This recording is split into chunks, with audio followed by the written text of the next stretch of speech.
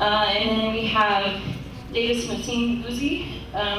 He is a medical doctor and an entrepreneur, and he's going to talk about his work with Ugandan ministries developing products that use all sorts of SMS technologies in order to primarily reduce the incredible lag in time between data collection and action.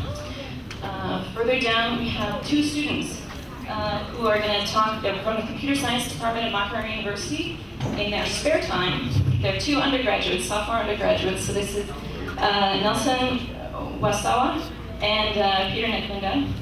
They have developed, they're in the artificial intelligence research group in the computer science department. They're sophomores, they're young.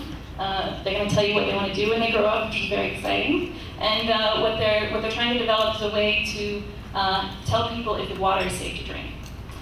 And then we have TMS Teddy Rouge. He is amazing. The list of his accomplishments does not fit on my single piece of paper.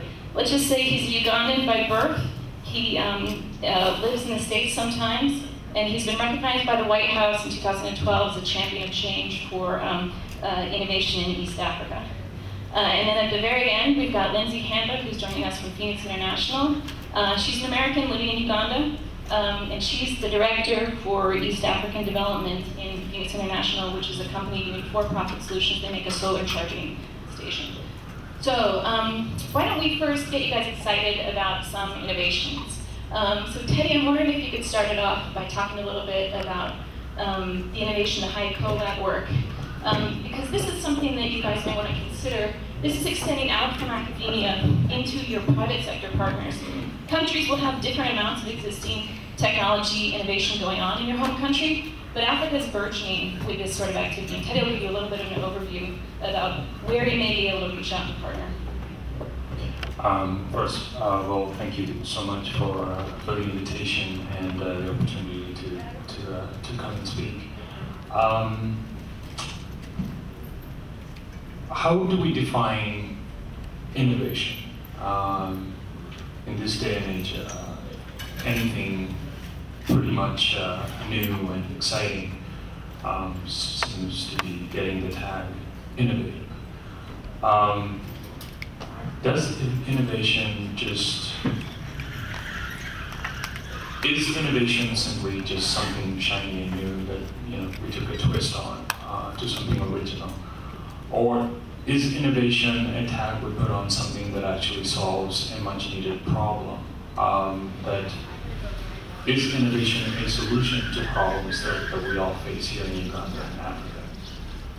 What we do at Hive Collab is provide a space for young innovators, and we like to think of them as digital solution providers to problems that are facing Uganda and Africa in general.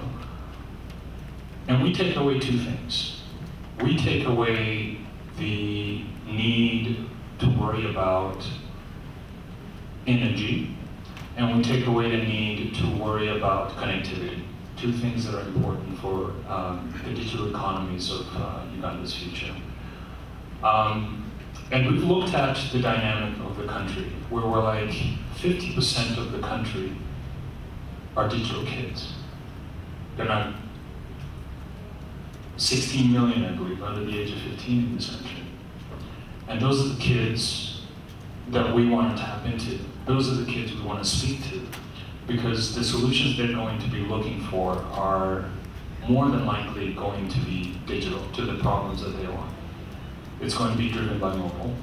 It's going to be driven by the internet, because the paradigm has shifted. And what we house in there are those people looking at that future and saying, you know what, I want to be at that. I want to be in the center of this next generation, of these digital economies that are coming up. So we have individuals in there that are thinking outside the box, that have sought a way to make innovation happen and to solve solutions that they see. We don't sit there and say, here's the problem, we want you to find something to fix it. They come to us and say, hey, we looked at this situation, and we think there's a digital solution that we can build and get done.